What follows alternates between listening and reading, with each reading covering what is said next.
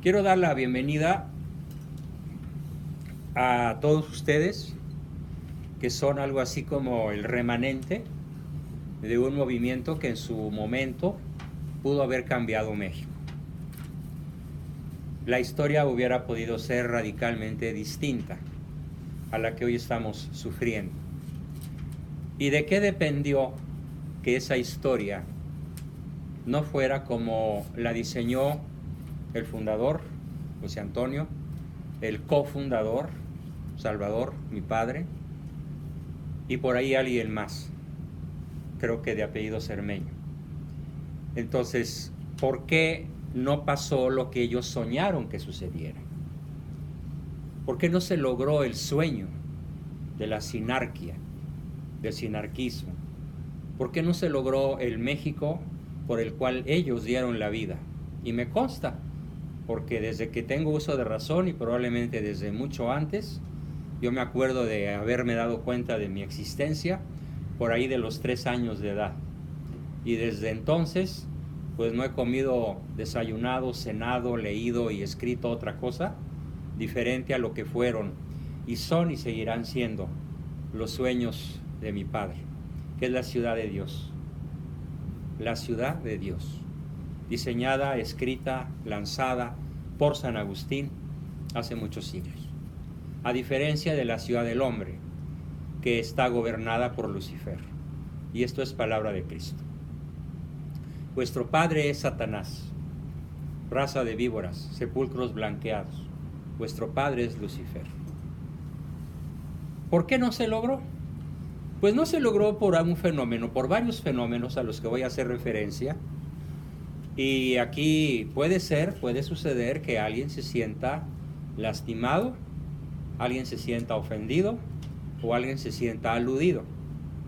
Debo decir que no tengo cámara escondida en ninguna de las casas de ustedes. No tenía hasta hoy el gusto de conocer, excepto a 2 personas, que son Orson y Elba Daniela. Y bueno, mi hijo Juan, que está ahí atrás, que me acompaña, ¿sí?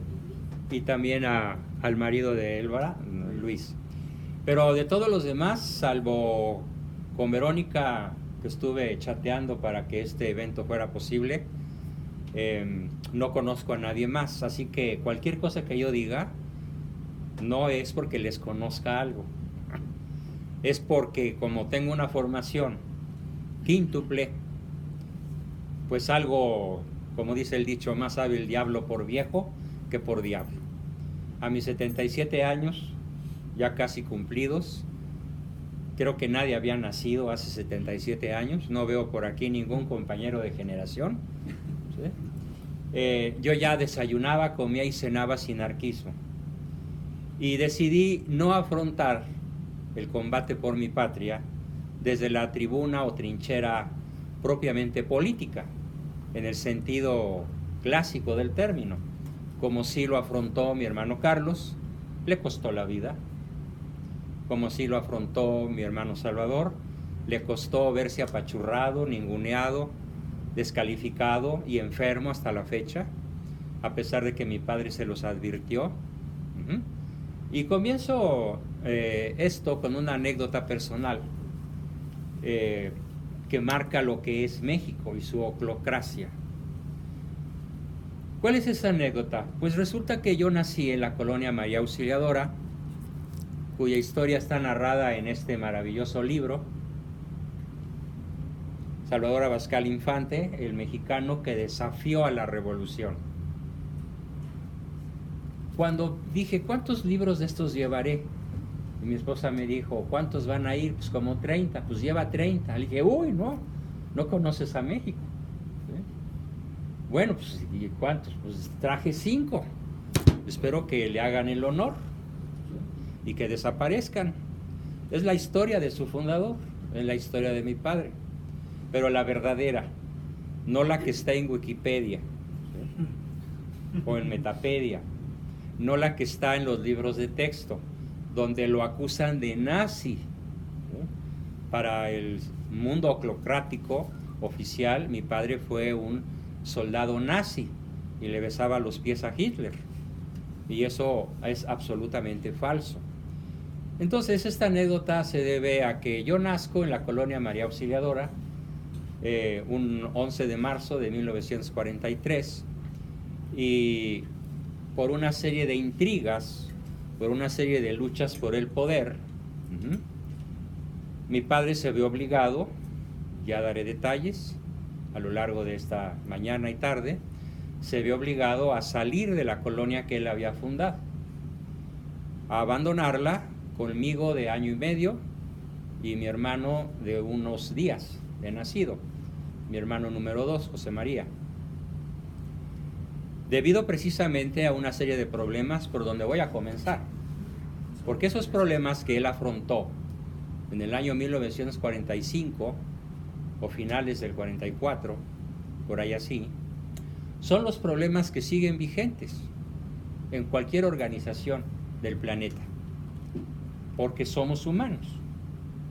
Y la única manera de evitar que sucedan esas cosas tan terribles como las que hoy voy a narrar es estar muy alertas y sobre todo, de una vez lo digo, lo que tendría que decir al final, tendríamos que estar habitualmente en amistad con Dios, es decir, en lo que en teología se conoce como estado de gracia, porque el que de santo cae, hasta demonio no para.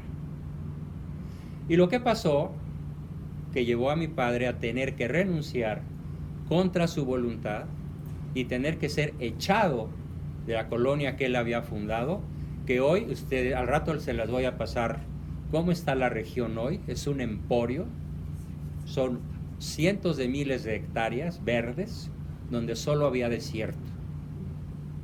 Hay cría de ganado, hay agricultura de primer nivel, hay cría de avestruz, de conejo, las comunidades progresan. Mi ranchito, María Auxiliadora, es un ranchito boyante, con gente feliz y trabajadora. Pero es un lugar aislado, es el México que todos quisiéramos que funcionara. Y de alguna manera funciona allá, con muchas limitaciones y no con todo lo que se soñó que sucediera, pero funciona. ¿Qué fue lo que pasó?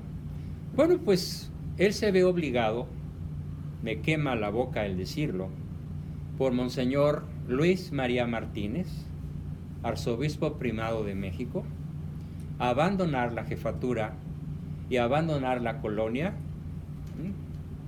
y ponerse a trabajar en lo que fuera necesario para no morirse de hambre. Él, mi madre, su primogénito y mi segundo hermano. ¿Y por qué fue obligado? Porque a su vez el gobierno masónico negoció con Luis María Martínez la extinción de Salvador Abascal y de su movimiento para conservar la paz en México.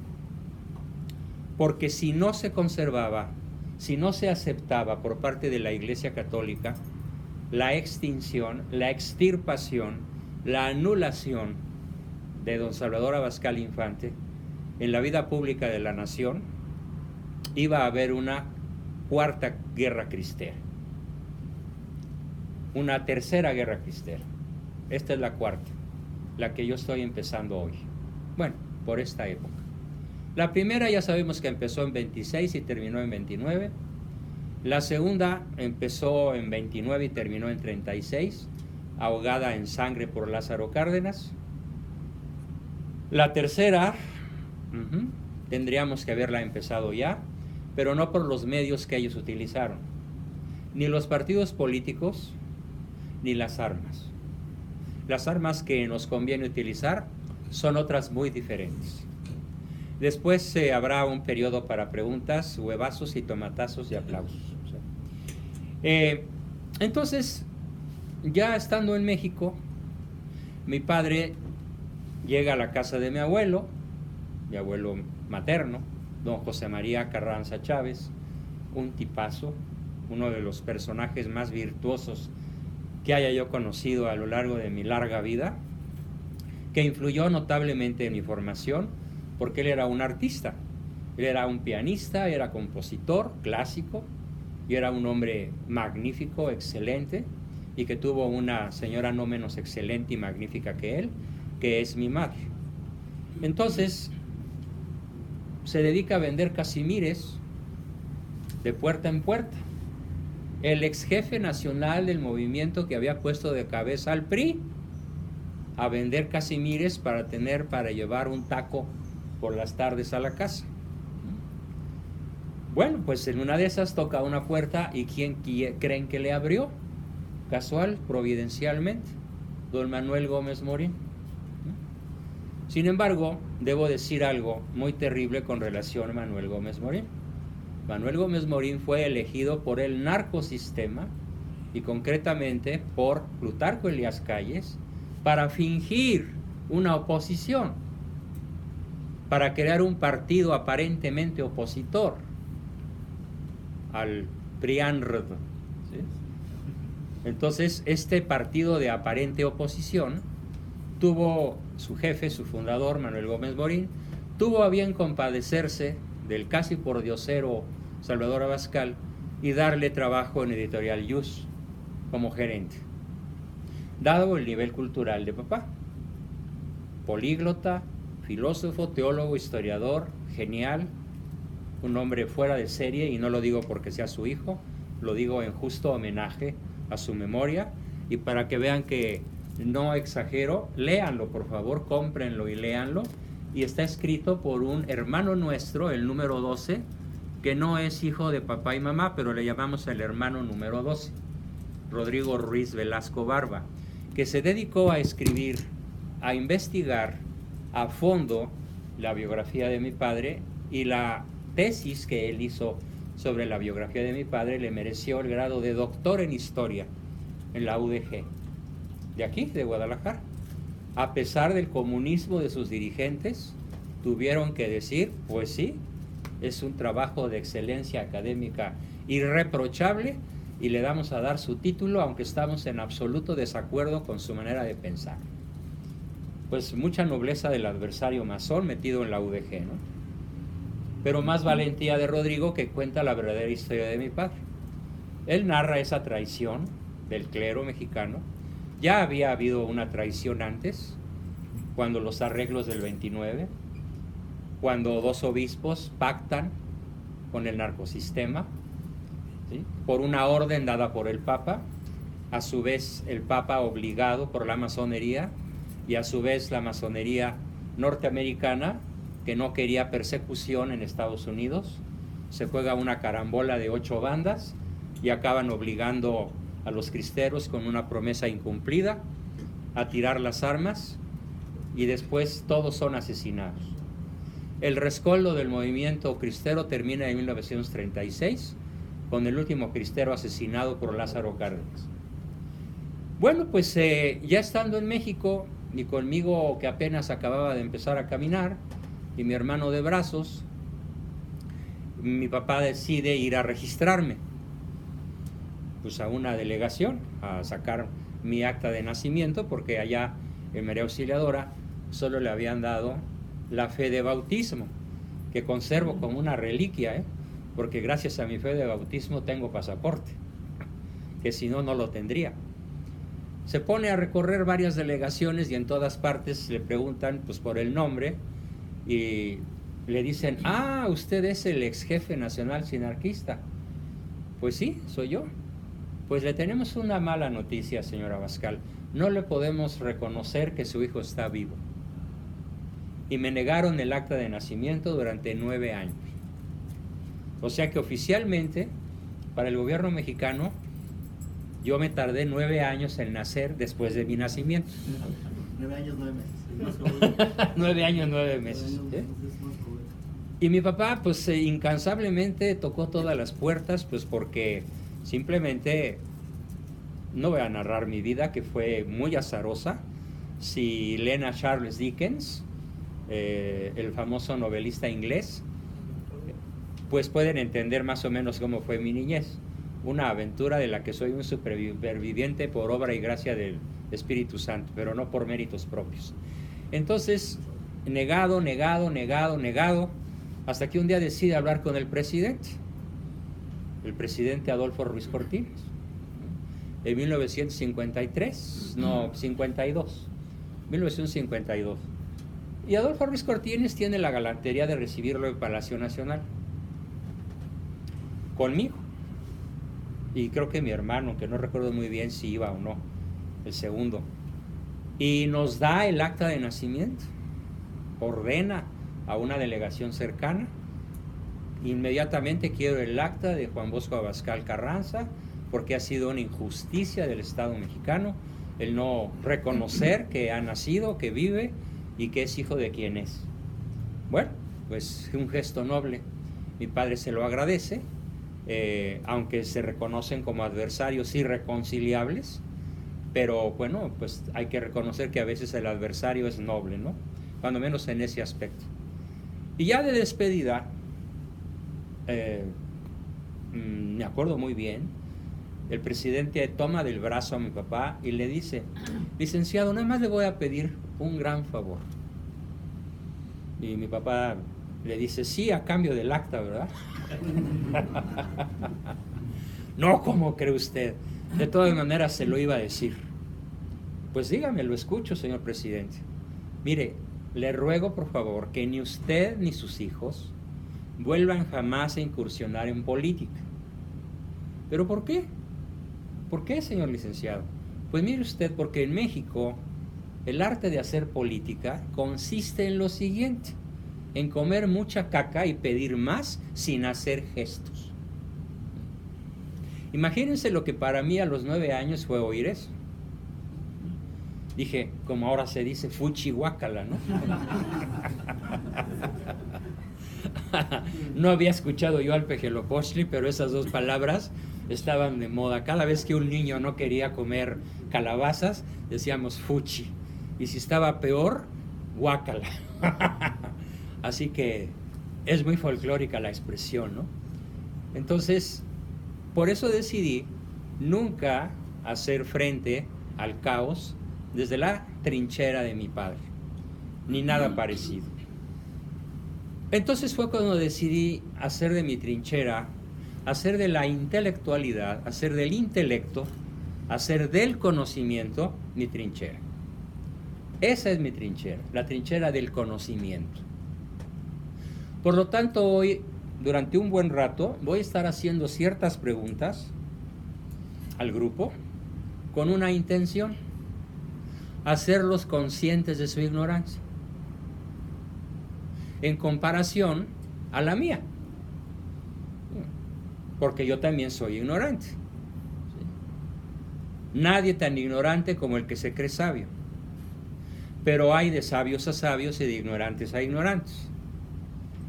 Y estoy seguro que ustedes no saben muchas cosas que no saben. ¿Y mi trinchera cuál es? Que las sepan, que las quieran saber. Porque si ustedes aceptan saber lo que yo ya sé, mientras yo me preparo para seguir sabiendo otras cosas que sé que no sé, porque esto no tiene terminación sino hasta cuando se rinden cuentas ante Cristo, es una preparación continua y de por vida. Si ustedes no se preparan, si ustedes no estudian, si ustedes no se dedican, como se dice ahora, a leer, ya se suprimió una E, ¿no? Oficialmente, por el secretario de Educación. Si no se dedican a leer, si continúan en la misma tónica que han criticado tan brillantemente en sus primeras intervenciones, pues el cambio se va a producir el día del juicio final, pero por la nochecita, ¿no? Y entonces, ¿ya para qué?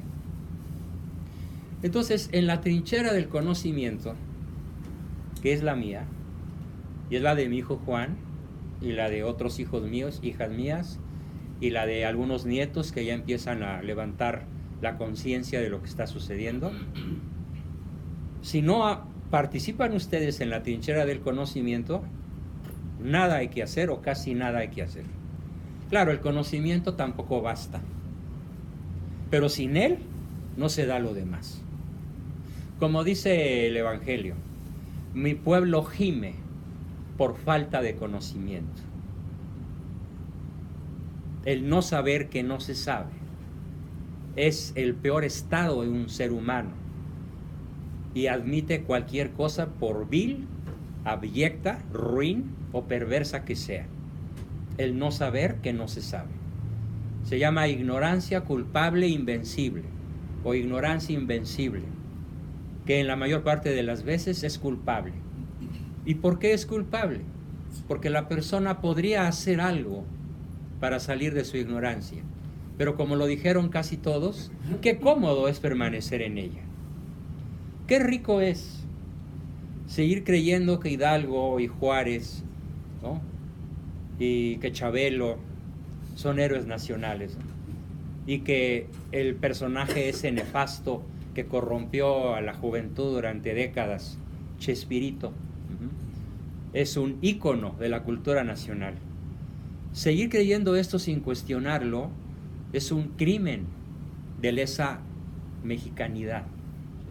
Y creer que se puede celebrar con tacos, corundas, tamales, atole, carnitas, refritos y todo lo que el Pejelopós le anda diciendo que se va a cenar mañana en una gran fiesta nacional, seguir pensando que eso es México es confundir el perro de Charles Boyer con Boye Charles el perro, ¿no?, o el Catalina de Médicis con qué Medicis Catalina. Es las cosas al revés, el mundo al revés. Entonces, lo primero que vamos a hacer es utilizar la trinchera en la que estoy para conmoverlos, presionarlos, invitarlos, sugestionarlos, exhortarlos al conocimiento. Porque uno es lo que piensa. Y si no vives como piensas, acabarás viviendo como... Si no vives como piensas, acabarás pensando como vives. Y ese es México. Vive en la inopia, en la ignorancia, y sobre todo en la ignorancia de la ignorancia misma, y de manera culpable, porque la gente en general prefiere encender la tele, o ponerse unos audífonos, o mirar una pantalla, que abrir un libro. Por eso siempre he dicho, en este país los libros son sagrados, nadie los toca. Qué trágico. Así que espero que hoy este grupo de valerosos y anarquistas demuestren que desobedecen el mito nacional por excelencia. Los libros son para tenerse de adorno y presumir que se tiene una biblioteca, pero jamás ponerse a estudiar. ¿Cuáles son los 5 ámbitos del conocimiento al que los quiero invitar a participar? El primero y más obvio, y el más sensible y accesible, ¿sí?, es el mundo de la historia. ¿Por qué? Porque la historia es la maestra de la vida. Yo tengo ya publicados 14 títulos de historia, de los cuales hay aquí hoy al alcance de ustedes como 5 o 6, en forma física, y los otros 13 o 14 están ya a su alcance en forma virtual. Y pronto estarán también en forma física. Mi objetivo es publicar 300. Si Dios me presta vida, en los próximos 25 años, en los que todavía espero darle lata al sistema. Desde mi trinchera. La trinchera del intelecto, de la difusión del conocimiento, de la difusión de las ideas, y gracias a Dios, las redes sociales me brindan una manera extraordinaria de penetración. Y cada día más y más y más y más y avanzo. Pero quiero sumarlos a todos ustedes, y que ustedes, como decía por ahí alguien sabiamente, sumen más y más y más, cada uno con su organización, sumándose a un tejido social que se llega a constituir un órgano, como en biología, ¿no? Me acuerdo muy bien en tercero de primaria cómo nos explicaban qué era el cuerpo humano. Bueno, pues el organismo más pequeño vivo es una célula que forma tejidos, el tejido forma órganos, el órgano forma sistemas, y el sistema forma la persona humana desde el punto de vista biológico. Pero hay que empezar ¿por dónde? Por cada una de las células, que es cada uno de ustedes. ¿Y esa célula qué necesita ante todo para estar viva? Bueno, pues si lo vemos desde el punto de vista biológico, lo primero que necesita es oxígeno, ya sea respirado o en forma de agua. Y desde el punto de vista psicológico, para mantenerse viva, ¿qué necesita? Es algo que casi nadie sabe y que hoy también voy a explicar brevemente. No solo de pan, no solo de agua y no solo de oxígeno nos alimentamos. Nos alimentamos de una cosa que no es ni agua ni oxígeno. Y que, a ver, primera pregunta. Débora no participa, ni Luis. ¿De qué se alimenta el cuerpo humano que no sea agua, ni oxígeno, ni comida? Conocimientos El Espíritu de la gracia de Dios. cuerpo de Cristo. Es comida, es cuerpo real. La comunión es física, es el cuerpo y la sangre de Cristo de a de veras. Es comida, es alimento. Estoy hablando de un nivel más primitivo, muy anterior, más primitivo. Es como los cimientos de un edificio. Conocimiento, afecto. Tibiecito, tibiecito, a ver, pero avanza por ahí. El amor. ¿Qué es el amor? Pues el amor es la actitud del ser humano que está infundida por Dios. Falso. Voy a temer equivocado. No está infundida por Dios. El amor es una facultad humana, es un atributo humano creado. Nosotros fuimos creados por Dios, ¿sí? Luz. ¿Luz? ¿No? Calor. ¿No? Bueno, somos cuerpo y espíritu. ¿De qué se alimenta el cuerpo humano que no entre por la boca? El espíritu. Que no se beba, que no se respire. ¿Cómo alimentamos el espíritu? Lo dejo en suspenso. Tan. Lo vemos después. Para no perder el hilo. Entonces, el primer ámbito del conocimiento, para dar la pelea al narcosistema, a la oclocracia, a la ignorancia, a la apatía, a la cobardía. Yo no le llamo miedo, le llamo cobardía. Alguien usó la palabra miedo. ¿Quién fue? ¿Quién dijo miedo? Sustitúyala por favor por cobardía. Porque miedo todos los hemos sentido. A mí me preguntan, ¿tú no tienes miedo? Vieras que sí. Y entonces, ¿por qué sigues sin pelos en la lengua? Porque no soy cobarde. Y si el mismo Cristo sintió miedo, no solo, el miedo que sintió él, la angustia que sintió él, lo llevó al sudor de sangre. Y a decir, oye papá, si es posible, haz que pase de mí este cáliz, ¿no? En cuanto humano, sintió nuestras emociones. Entonces el problema no es el miedo, el problema es la cobardía. Y por cobardía, mi padre fue traicionado. Y por cobardía, ¿sí?, un señor de nombre Manuel Cermeño pactó con el PRI a favor de Manuel Ávila Camacho. ¿Quién sabía eso? En lo oscurito. Y era uno de los grandes personajes anarquistas de la época. Y pactó con el narcosistema. ¿Por qué? Por cobardía. No sé exactamente cuál haya sido la amenaza que él sufrió, pero si no estamos dispuestos a dar la vida, mejor ya vámonos. Estamos perdiendo el tiempo. Estamos haciendo rayas en el agua. La virtud de la fortaleza es lo que nos hace falta en México. A ver, tienen 10 segundos para definir virtud de la fortaleza. Convicción de lucha. No. Templanza. No, fortaleza no es templanza y templanza no es fortaleza. No. Dije que iba a hacer preguntas para que se den cuenta de que no saben. Pues la capacidad de actuar. No, Fuerza interior para no, Es un don de Dios. no es un don. Los dones del Espíritu Santo son otra cosa, no son virtudes humanas. Estoy preguntando por una de las 4 virtudes humanas que tiene cualquier salvaje, cualquier pagano o cualquier ser humano por el solo hecho de ser humano. Voluntad. No, resistencia. no. Soportar. Ahí les va. Virtud que nos permite soportar grandes infortunios sin perder el aplomo y acometer grandes hazañas, aun con el riesgo de perder la vida. Repito el concepto. ¿Y en dónde ha brillado por su ausencia esa virtud? Los mexicanos. En nuestra historia. ¿Por qué traiciona al sinarquismo un jefe nacional y pacta con el narcosistema? Por no tener la capacidad de soportar graves infortunios, ¿sí?, sin perder la paciencia y la tranquilidad, ni la capacidad de acometer una enorme hazaña, ¿sí?, aun con el riesgo de perder la vida. Por falta de fortaleza, pacta con el narcosistema y nos entrega desde 1940 y tantos en poder del enemigo. Esa es la historia del sinarquismo.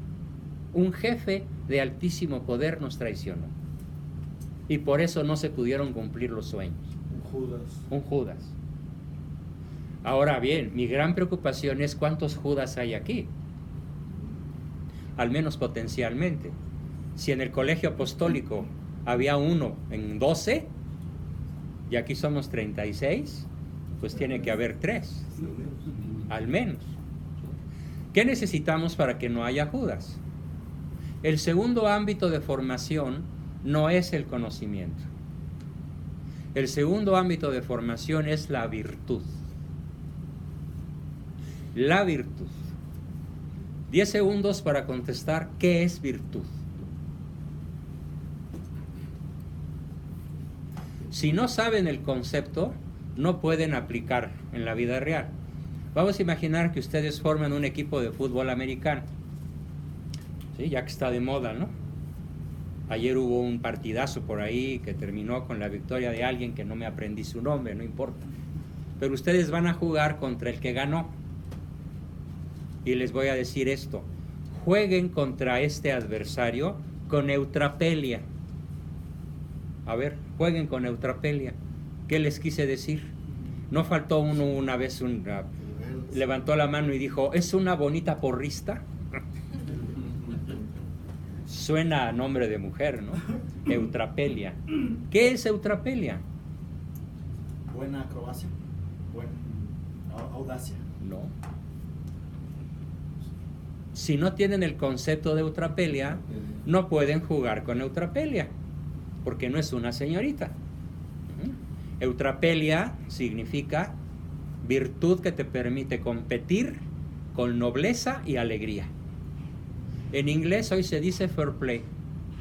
Es la traducción más adecuada, fair play.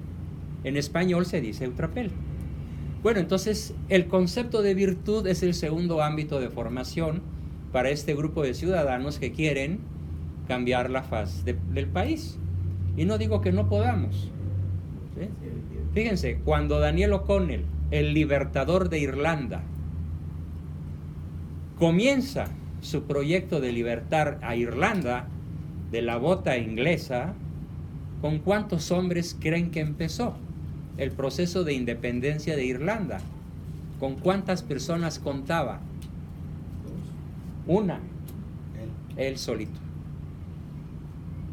El primer libro que traduje del francés al español a mis 18 años de edad, cobrándole a Editorial Yosu una fortuna, hasta me pude comprar mi primer cochecito en aquella época, fue precisamente traducir la vida de Daniel O'Connell, libertador de Irlanda, y comenzó con él solito y convirtió su movimiento en un movimiento multitudinario. ¿Cómo le hizo? Por supuesto, nadie conoce su vida. Nadie ha leído la vida de Daniel O'Connell. Y si no han leído la vida de Daniel O'Connell, no tenemos nada que hacer. Porque él desarrolló estrategias, movimientos de ajedrez, de astucia, de previsión, de empatía, de elocuencia, de sabiduría, que estamos ayunos en México de todo eso. Entonces, ¿qué es virtud? El valor que conduce a la justicia. Eso es una virtud. Y además, la virtud no es valor y el valor no es virtud. Es cierto. Los valores son otra cosa y las virtudes son otra cosa.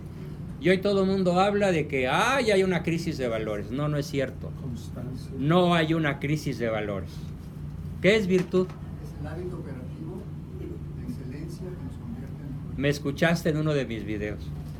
Porque son mis propias palabras. Le damos un aplauso al compañero. Es el hábito operativo de excelencia que nos convierte en mejores personas. ¿Sí? La capacidad habitual de hacer el bien. O la disposición habitual de hacer el bien. Ahora defíneme qué es el bien. No. No se vale. ¿Qué es el blanco? Lo opuesto al negro. ¿Qué es el bien? Una acción positiva. ¿Qué es una acción positiva? Algo que suma, algo que... Fíjate, hace unas semanas Trump ordenó un bombardeo sobre Teherán y faltando 28 minutos dio contraorden. Mejor no. Mejor no. ¿Sí? El lanzar el bombardeo para muchos era una acción positiva. De hecho, el señor que acaba de ser removido de su puesto, Mr. Bolton, decía que era la acción más positiva que el gobierno norteamericano podía realizar contra el sátrapa iraní. Y otros dicen que no, que la acción positiva fue evitar que cayeran misiles en Teherán. Y probablemente atómicos, aunque no hay la certeza. Entonces, ¿qué es la acción positiva? ¿Qué es una acción positiva? ¿Qué es el bien? Y otras preguntas más cañonas. A ver, ¿qué es la verdad? Nada es verdad, nada es mentira. todo es una- Fuera de aquí. Bamba.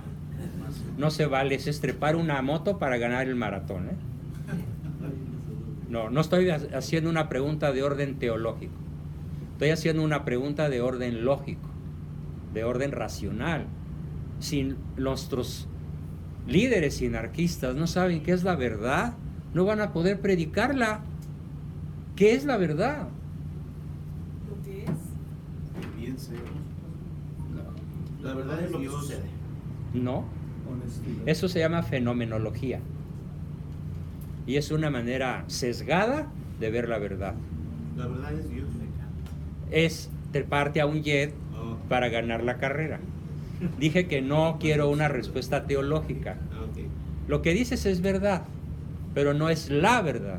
Lo que nos hace libres. Es lo que es. Eso es lo que dijo Cristo, pero no es lo que estoy preguntando. Honestidad. La verdad es lo que La es. que más se ha aproximado hasta ahorita es Elba. Bueno, es su nombre de guerra, Débora. Pero hay 3 formas de verdad. Y lo que nos tiene de cabeza a este grupo de 30 y tantas personas es que nadie se pone de acuerdo en qué es la verdad. La esencia de algo. ¿No? Bueno, pues en el transcurso del día tendré que explicarles qué es la verdad, porque no lo saben. ¿Qué es la verdad? De un video que oí, A ver. verdad objetiva, subjetiva y la otra no me acuerdo. Absoluta. A ver, pero ya tiene 66, un aplauso para el compañero, bravo. En efecto, hay verdad subjetiva, hay verdad ontológica u objetiva y hay verdad lógica. Y si no dominan el tema, ¿qué van a hacer cuando tengan enfrente al adversario? Nada. No se puede hacer nada si no tienen una formación en virtudes y si no tienen una formación en un tercer ámbito que se llama filosofía. ¿Por qué el sinarquismo fue derrotado? Por cobardía. Por cobardía. Entonces, ¿qué faltó? Virtud. ¿En quién? En los líderes. ¿Y cuál fue el resultado de la traición contra Abascal y contra los sueños de José Antonio? El caos en mí. El caos en México.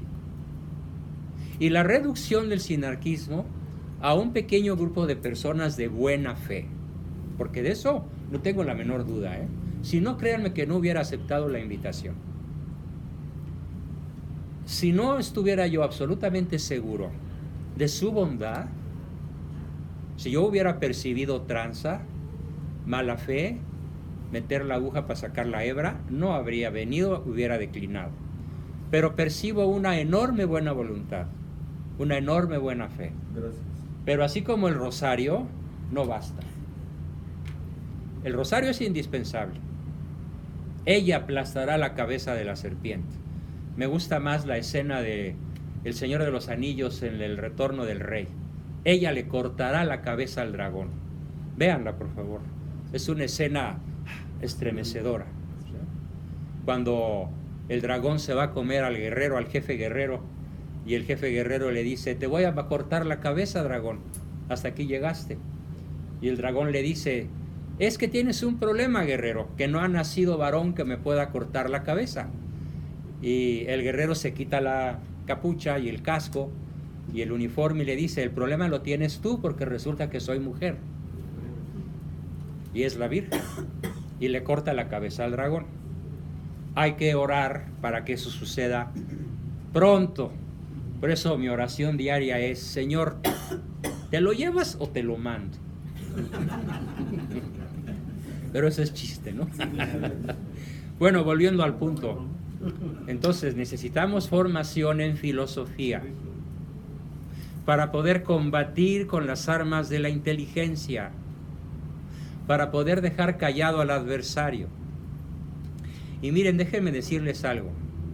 El adversario no es Pejelopochtli, con todo y su brutal poder.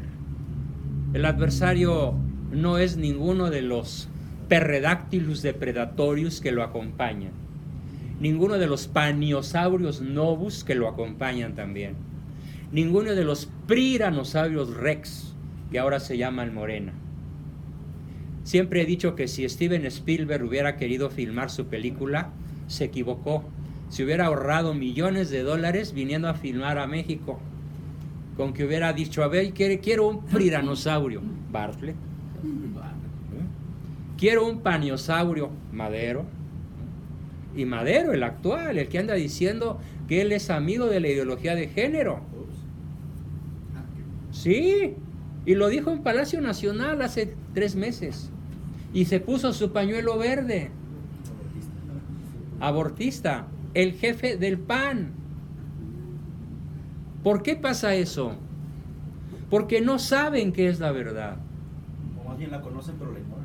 Él la conoce pero la ignora y no la quiere defender. Lo conozco bien. Entonces, no sabe qué es el bien. No sabe qué es. A ver, ¿qué es la belleza, amigos? ¿Qué es la belleza? Lo excelso. La armonía de la proporción. No. Eso es lo estético. La belleza estética es una parte Sí, del pero no defines belleza así. Lo físico de la persona. No. Lo áureo. No. La belleza es el esplendor de lo verdadero. ¿Y por qué el mexicano no vive para la belleza? Porque no conoce lo verdadero. No conoce lo verdadero en su historia. No conoce lo verdadero, ojo, en su religión. Miren, he tenido grupos de 5,000 personas, de parroquias católicas, y hago solo una pregunta. ¿Cómo sabemos que Cristo resucitó? No cómo creemos, sino cómo sabemos que Cristo resucitó. Pregunta al grupo. Por las Sagradas Escrituras. No, tache. La sábana santa. No. Porque está presente en la Eucaristía. Católicos, ¿cómo sabemos que Cristo resucitó? Qué terrible que no lo sepan. Porque si no lo saben, ¿a quién van a convencer? A nadie.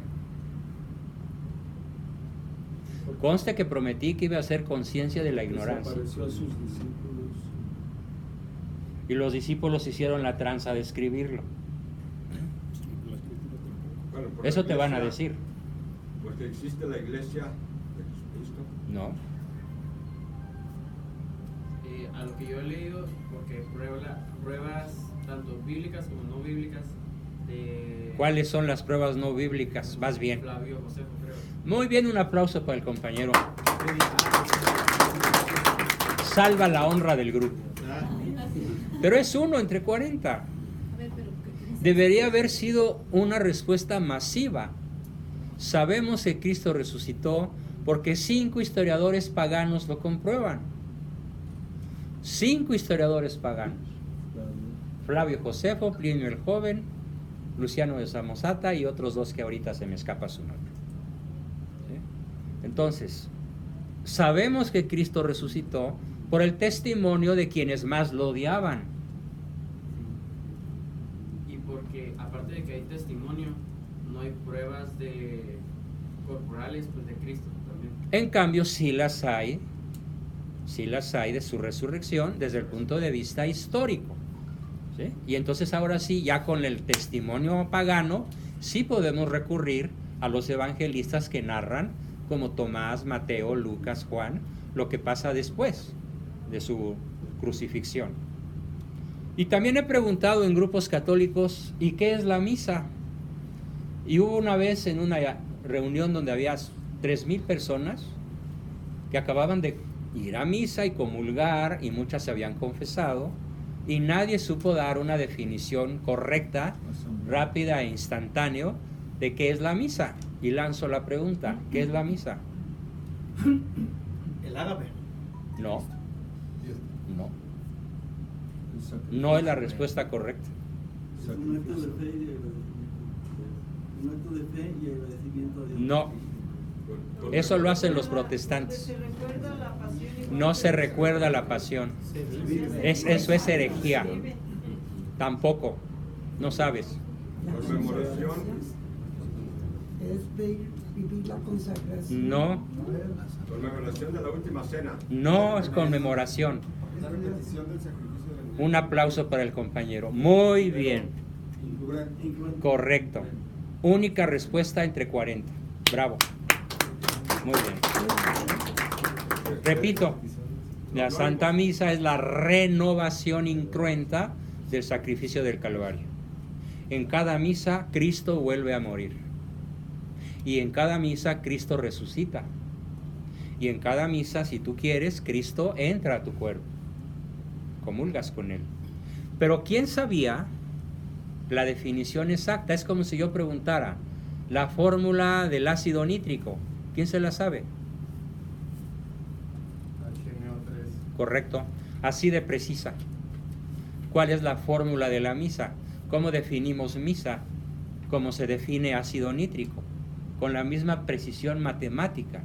Es la repetición incruenta del sacrificio del Calvario. Cristo vuelve a morir en cada misa y vuelve a resucitar en cada misa. Y entonces, si no tenemos estos conocimientos, por esa razón el católico vota por Querétaro, porque además no sabe que si vota por él, no puede comulgar. Y esto es palabra de Benedicto XVI.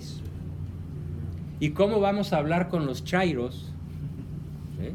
Chairo no es un insulto, Déjenme darles la definición que yo diseñé porque es palabra mía.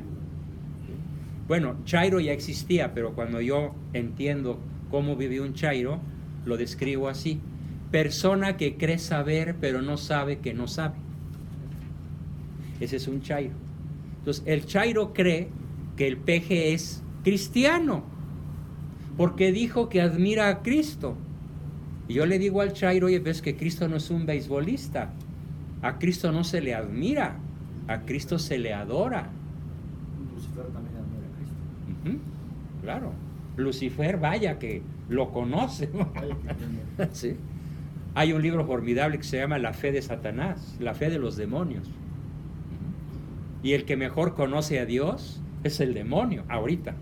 Después lo conoceremos mejor nosotros, en la visión beatífica. Pero por el momento, quien conoce mejor a Dios, aparte de los santos que ya gozan de su gloria, pues es Lucifer. Entonces, si no tenemos el conocimiento de cosas tan esenciales en otro ámbito del que estoy preguntando ahorita, en teología, No sabemos historia. Ahorita voy con las preguntas de historia. No sabemos filosofía. No sabemos teología. Y ahora va la pregunta que hago desde mi trinchera de psicólogo. ¿Por qué? Fíjense bien la pregunta. ¿Por qué la inmensa mayoría de nuestros hijos jóvenes y adolescentes ya no quieren saber nada de la fe católica?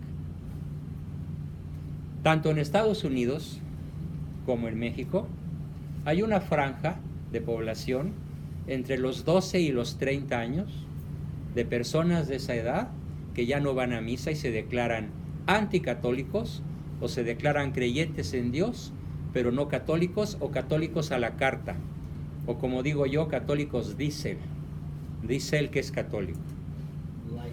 Light. ¿Qué fue lo que falló? Lo que diría Benedicto, que es una caricatura, una falsa cristiandad. Por eso, ¿por qué se da? ¿Por qué las mejores familias católicas tienen los peores hijos anticatólicos? Por una moral hipócrita. Malos padres católicos. No. Falta de autenticidad de sus... No. Se perdió transmitir la palabra de Dios desde chiquitos. ¿Sabes? No. Son personitas que hoy tienen 22 años y cuando eran chiquitos eran acólitos e hicieron su primera comunión y eran piadosos y así fueron hasta los 12, 13 o 14 y algunos hasta los 18 y de pronto ¡zum! Los medios de comunicación en el ¿Le faltó formación? No. Influencia externa es más fácil que La misma familia, ¿no? ¿Qué faltó a la familia? ¿Qué le faltó a la familia? Congruencia de los padres. Conocer el catolicismo. No. Yo conozco personas así como las estoy describiendo. De hecho, mañana vamos a ir a un lugar a Querétaro, a una familia cuya madre es un prototipo de buena católica. Virtuosa, justa, conocedora, inteligente. Ujú. Pero tiene una hija atea. Y desde chiquita ella fue educada de una manera muy firme en la fe y tuvo los mejores ejemplos. ¿Qué es lo que falta a las familias católicas para lograr tener hijos católicos? Ese es un super tema sobre el cual voy a profundizar en su momento. ¿Qué falta?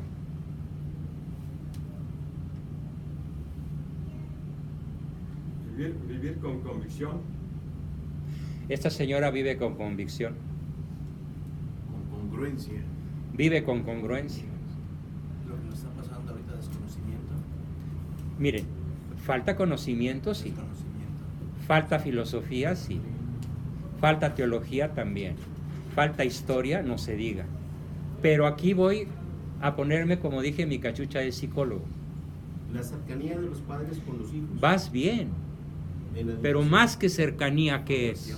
El amor a sus hijos expresado ¿En la qué? cercanía, caricias, en el afecto. Dilo. en caricias, en tiempo. Tiempo y reconocimiento. Magnífico. Un aplauso al caballero. Bravo. Vaya, mis videos sirven para algo, caray. Falta lo que llamamos la formación del vínculo. La evidencia del cristianismo. La evidencia del cristianismo. Me encantó tu expresión, Orson. La evidencia del cristianismo. De nada sirve ser cristiano si el niño no lo percibe. Por eso mi libro más importante es este. Solo quien se siente amado puede ser educado. Repito el concepto. Solo quien se siente amado puede ser educado. No vas a educar a la persona que amas. Vas a educar en la fe católica, en las virtudes, en el amor a la sabiduría, a la teología, a la historia, a la filosofía, a todo lo que hemos dicho. Vas a educar únicamente si el niño o tu esposa o tu papá o tu quien sea se siente amado. Si no se siente amado, no lo puedes educar, no lo puedes convencer, no lo puedes entrenar. Esta es la gran tranza del Pejelopostli y de los gobiernos parecidos a él. ¿Qué siente el ni, que ya no se dice ni, ya son 5 nis? Ni estudia, ni trabaja, ni quiere, ni puede, ni sabe. Ni. ¿Qué siente el amor del cabecita de pañal? ¿Por qué cabecita de pañal? Blanco por fuera e imagínense por dentro. ¿Qué es lo que siente? Le importo, me quiere, vino a mi rancho, durante 18 años anduvo conmigo cerquita, conoce mis problemas, se interesa por mí. ¿Qué le dio Pejeloposti a la población? Atole con el dedo, aparentemente CTR, o sea, caricias, tiempo y reconocimiento. Nada más que aplican restricciones.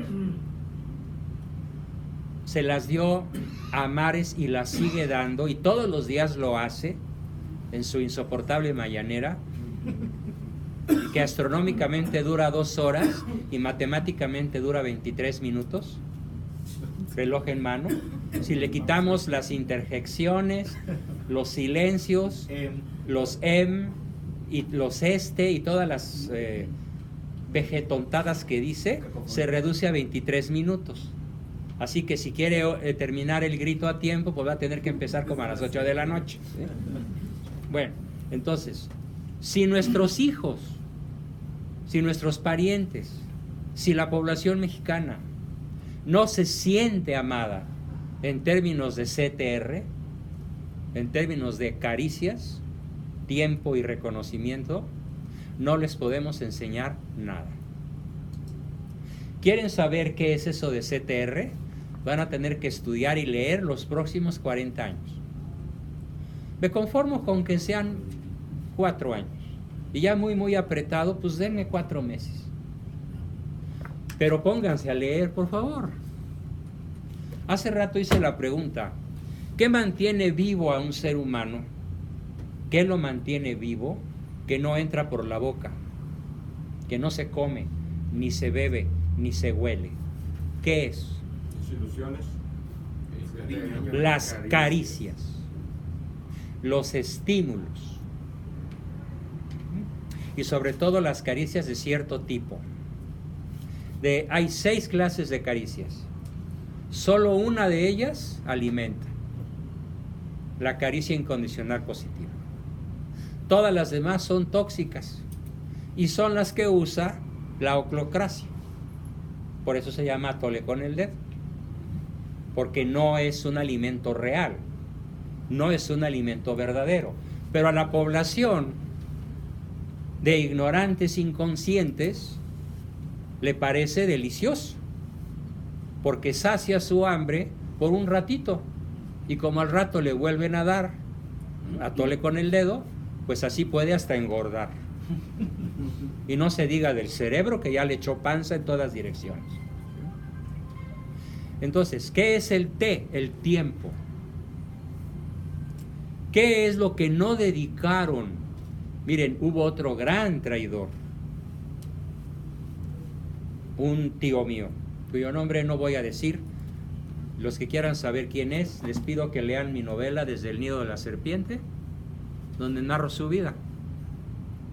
Él era un famosísimo escritor católico con una pluma privilegiada, una pluma extraordinaria. Fue mi maestro de historia, escribió unos 40 libros de historia, de la verdadera historia de México. Él era abogado y tuvo la mala fortuna de llegar a ser magistrado. ¿Y por qué digo mala fortuna?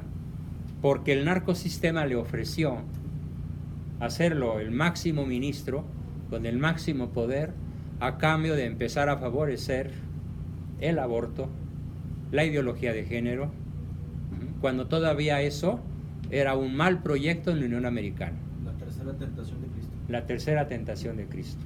Y cedió. Tenía conocimientos en todos los ámbitos, pero ¿qué le faltaba? ¿Qué le faltó? Fortaleza. Muy bien. Virtud de la fortaleza. Claro, le pusieron mujeres a modo, ahí narro la historia en detalle, le pusieron fortunas incalculables al alcance de sus hijos, de su familia, lo amenazaron con quitarle esa fortuna si él en el último momento abjuraba del juramento masónico, y lo rodearon y lo vigilaron para que no renunciara a la masonería hasta los últimos instantes de su vida. El final no se los cuento para que lean la novela, que es histórica. Entonces, ¿estamos realmente dispuestos a perderlo todo por el bien, la verdad, la belleza y la unidad? Y tenemos, aparte de los factores históricos que he comentado, tenemos un enorme problema en México.